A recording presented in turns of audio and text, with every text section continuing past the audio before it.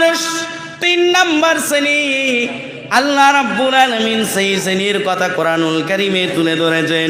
চলুন 8 নাম্বার সূরা আনফাল 4 নম্বর আয়াতের ভিতরে আল্লাহ রাব্বুল আলামিন বলেন, ইন্নামাল মুমিনুনাল্লাযীনা ইযা যুকিরাল্লাহু ওয়াজিলাত কুলুবুহুম ওয়া ইযা তুলিয়াত আলাইহিম আয়াতুহু যাদাতুহুম ঈমানা ওয়া আলা রাব্বিহিম ইয়াতাওয়াক্কালুন। ও দুনিয়ার মানুষ, 3 নম্বর শ্রেণীর কথা আল্লাহ আলোচনা করেছেন। কোরআনের আলোচনা 3 নম্বর শ্রেণী যারা হবে তারা হলো মুমিন। জোরে বলুন সুবহানাল্লাহ। এই মুমিনের সামনে যখন কোরআন তেলাওয়াত করা হয় অথবা আল্লাহর জিকির তার সামনে যখন করা হয়, তাদের অন্তরটা কম্পন দিয়ে ওঠে। জোরে বলা যাবে না? 2 নম্বর, আল্লাহ রাব্বুল আলামিন এই আয়াতের ভিতরে 3টি বিষয় বলেছেন। প্রথমে আল্লাহর জিকির যখন তাদের সামনে করা হবে, মুমিন তো তারা যাদের অন্তর কম্পন দিয়ে উঠবে, মুমিন তো যারা।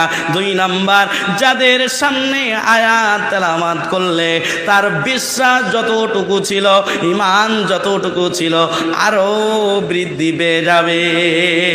এই কথাগুলো শোনার পরে তার আরেকটা গুণ পাওয়া যায়। আল্লাহ আয়াতের শেষ অংশে বলেছেন, মুমিন কখনো কারোর উপরে নির্ভর করে না। মুমিন কেবলমাত্র শুধুমাত্র একমাত্র আল্লাহর উপরে নির্ভর করে। ও দুনিয়ার মানুষ, তাহলে আমি আপনাদের কাছে অনুরোধ করে বলবো, হাত না ধরে পাই ধরে বলবো, ও আমার আব্বা জানেরা, আমার ভাই জানেরা, তাহলে আলোচনা কোন দিকে যাচ্ছে আপনারা বুঝতে পারছেন। কোরআন আমাদের মানার দরকার আছে না নাই?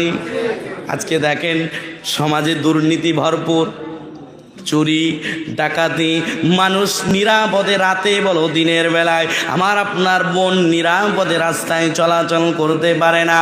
ও দুনিয়ার মানুষ, কোরআন যদি জাহির হয়ে যায়, কোরআন যদি প্রতিষ্ঠিত হয়ে যায়, আমার আপনার ব্যক্তির এবং পরিবারে, সমাজে, রাষ্ট্রে, গোটা জায়গায়, গোটা পৃথিবীতেই যদি কোরআনের রাজ কায়েম হয়ে যায়, আল্লাহ রাব্বুল আলামিন গোটা পৃথিবীকে আল্লাহ রাব্বুল আলামিন শান্তির আবাস ভূমি বানিয়ে দিবে।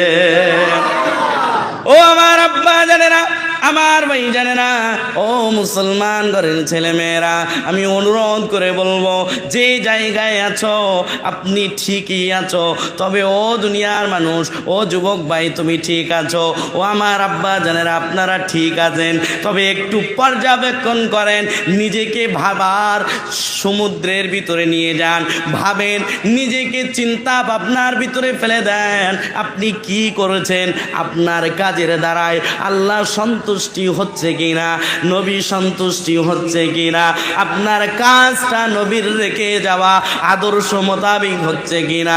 যদি আপনি এটা চিন্তার ভিতরে, আপনার কনসেপ্টের ভিতরে যদি ক্লিয়ার করে নিতে পারেন, আমি আশাবাদী আপনার অন্য কিছু তাকাতে হবে না। আপনি চিন্তাশীল জীব, আমি চিন্তাশীল জীব। আল্লাহ মানুষকে মেধা দিয়েছে, যদি চিন্তা করতে পারেন অবশ্যই আপনি সঠিক রাস্তার সন্ধান পেয়ে যাবেন। মান আরাফা নাফসাহু ফাকাদ আরাফা রাব্বাহু, যারা নিজেকে চিনেছে তারা রবকে চিনেছে। জোরে বলুন সুবহানাল্লাহ। আমি আপনাকে চিন্তা করতে বলছি, কোনো কিছু আমি আপনি কিনতে গেলে, কোনো কিছু যদি তৈরি করতে আমি আপনি চাই, তাহলে আমার আপনার জন্য আমি আপনি সর্বসময় সেটা নিয়ে ভাবতে শুরু করি, এটা নেওয়ার পরে আমার কি লাভ হবে না লস হবে, এটা আমার পরিবারের জন্য ভালোর দিকে নিয়ে যাবে কিনা, আমি আপনি সর্বসময় চিন্তা করি। তাহলে দুনিয়ার কোনো কিছু করতে গেলে আমি আপনি যদি চিন্তা ভাবনা করে সেটা করার চিন্তা ভাবনা করি, তবে আমি আপনি আমল করছি, আমি আপনি যে আল্লাহর গোলাম, আমি আপনি যে মুনিব আল্লাহ তাআলার প্রিয় বান্দা হতে চাই, ইবাদত করছি, তবে আমি আপনি কি একটু ভেবে দেখবো না ওই ইবাদতটা হচ্ছে কিনা, আল্লাহ খুশি হচ্ছে কিনা, নবী খুশি হচ্ছে কিনা, আমার আপনার দেখার বিষয় আছে না নাই? ও দুনিয়ার মানুষ, আমার আপনার নিয়ামত দিয়ে আল্লাহ রাব্বুল আলামিন ভরপুর করে দিয়েছেন।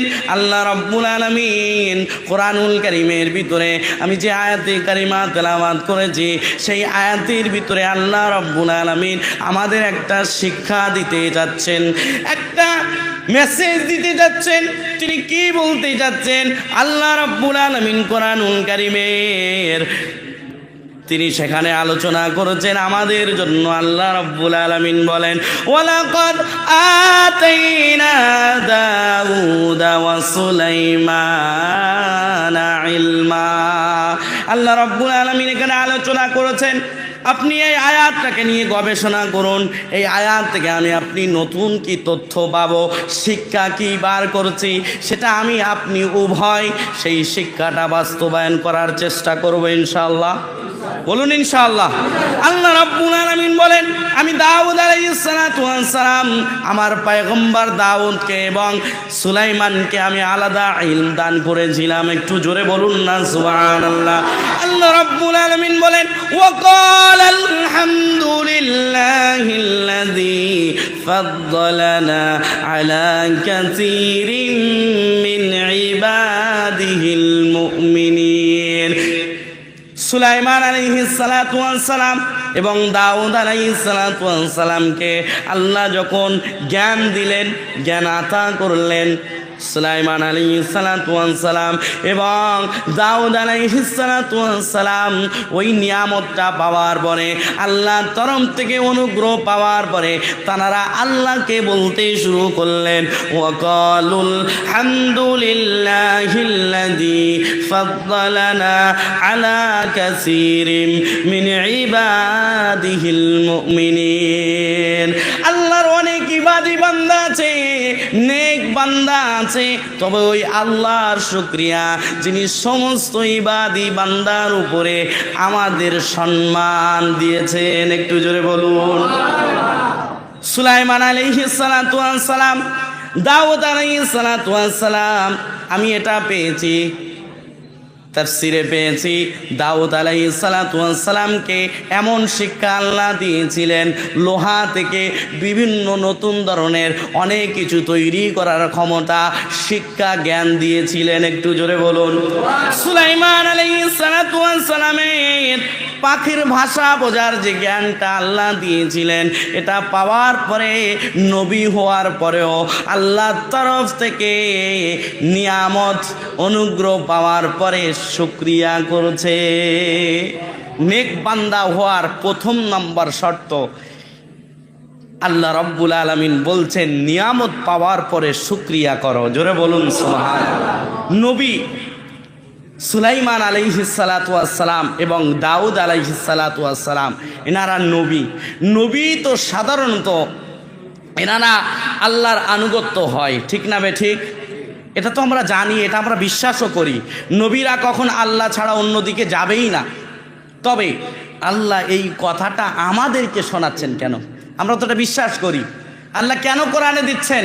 কোরআনে যে কোনো আয়াত যদি আমাদের জন্য আল্লাহ রাব্বুল আলামিন এই কোরআনে যদি কোট করে থাকেন, সেটা আমাদের শিক্ষা দেওয়ার জন্য। একটু জোরে বলা যাবে না? সুলাইমান আলাইহিস সালাতু ওয়াস সালাম এবং দাউদ আলাইহিস সালাতু ওয়াস সালামের এই কথাটা তারা যে আল্লাহর শুকরিয়া করেছিলেন, এই কথাটা শুনিয়ে আল্লাহ আমাদের আনন্দ দিতে চাচ্ছেন এমনটা নয়, মজা দিতে চাচ্ছেন এমনটা নয়।